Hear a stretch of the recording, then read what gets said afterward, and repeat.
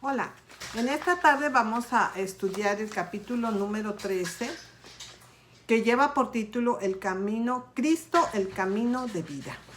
Y los invito a que cierren sus ojos para elevar una plegaria a Dios.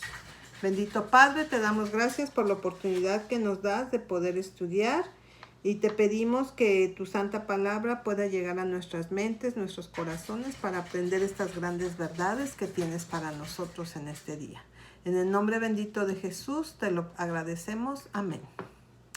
Bueno, la primera pregunta nos dice, ¿en qué condición están todos los hombres naturalmente? Primero Gálatas 3:22 nos va a dar la respuesta y Romanos 3:23.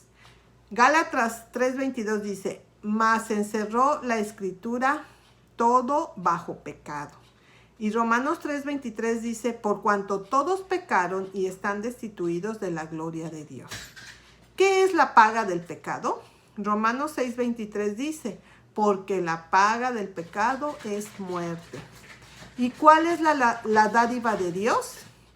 Mismo Romanos 6:23 nos da la respuesta. La dádiva de Dios es vida eterna. ¿En quién es esta dádiva? Primera de Juan 5:11 dice, y este es el testimonio que Dios nos ha dado vida eterna, y esta vida está en su Hijo. ¿Cuántos pueden obtener esta vida? Veamos lo que dice allí en Apocalipsis 22:17 y Primera de Juan 5:12.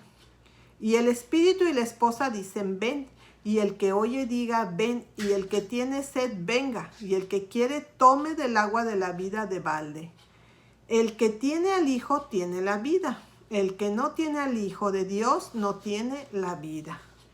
¿Cómo debe uno tener a Cristo? Segunda de Corintios 13:5 dice, ¿no os conocéis a vosotros mismos que Jesucristo está en vosotros? Si ya no sois reprobados. ¿Cómo en realidad tenemos a Cristo en nosotros para vida eterna? El que cree en mí tiene vida eterna. Esto lo dice Juan 6:47. ¿Qué sigue a la recepción de Cristo? Gálatas 2:20 nos dice, con Cristo estoy juntamente crucificado, y vivo no ya yo, mas vive Cristo en mí, y lo que ahora vivo en la carne, lo vivo en la fe del Hijo de Dios. ¿Cómo son todos considerados antes de ser vivificados con Cristo? Efesios 2:4-5 nos dice, Dios que es rico en misericordia, por su mucho amor con que nos amó, aun estando nosotros muertos en pecados, nos dio vida juntamente con Cristo, por gracia sois salvos. ¿Cómo se le llama a esta transición de muerte a vida? La respuesta nos la va a dar Primera de Pedro 1:23. Siendo renacidos, no de simiente corruptible, sino de incorruptible, por la palabra de Dios que vive y permanece para siempre. Cuando nuestros primeros padres pecaron, ¿qué se hizo para prevenir que vivieran para siempre en el pecado? Y la respuesta está en el libro de Génesis 3:22-24. Ahora pues, no alargue su mano y tome también del árbol de la vida y coma y viva para siempre.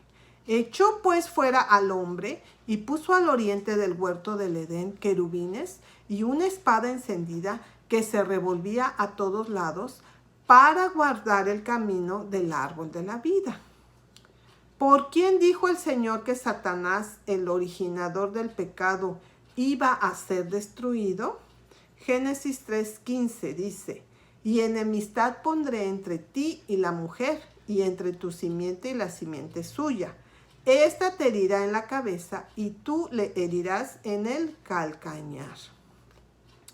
¿Con qué propósito murió Jesús? Hebreos 2:14 nos dice, así que, por cuanto los hijos participaron de carne y sangre, él también participó de lo mismo, para destruir por la muerte al que tenía el imperio de la muerte, es a saber, al diablo.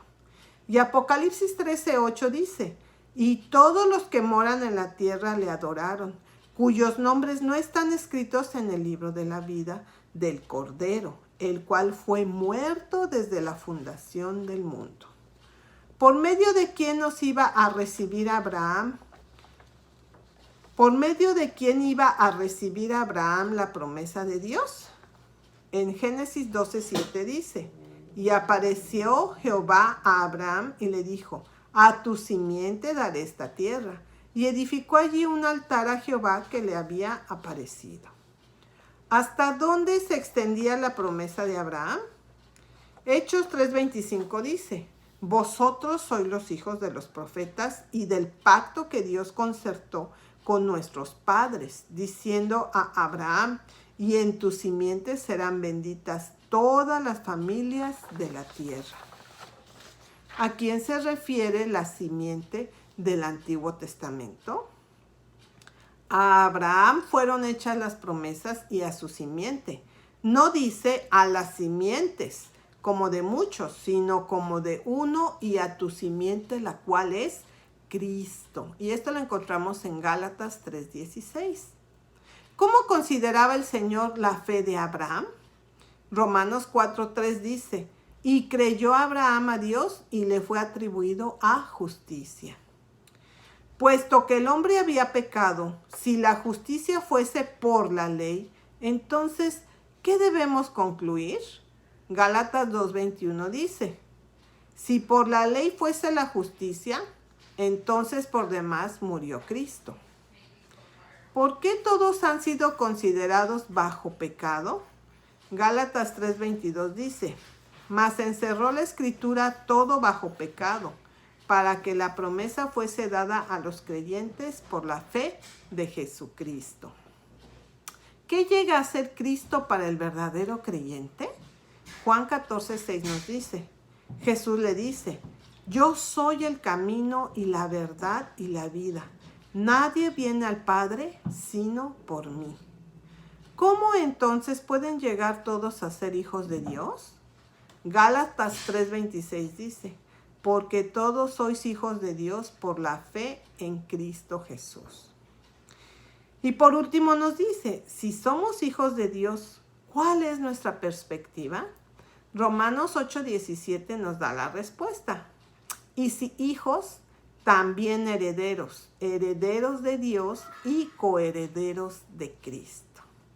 Pues este tema tan hermoso, como les dije, fue el capítulo número 13, Cristo, el camino de vida. Vamos a inclinar el rostro para orar.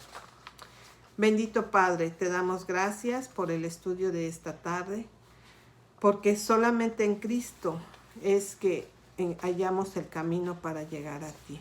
Gracias por ese sacrificio que vino a hacer por nosotros. Ayúdanos a seguir adelante, Señor, y seguir estudiando para poder aprender más de ti. En el bendito nombre de Jesús te lo agradecemos y te lo pedimos todo. Amén.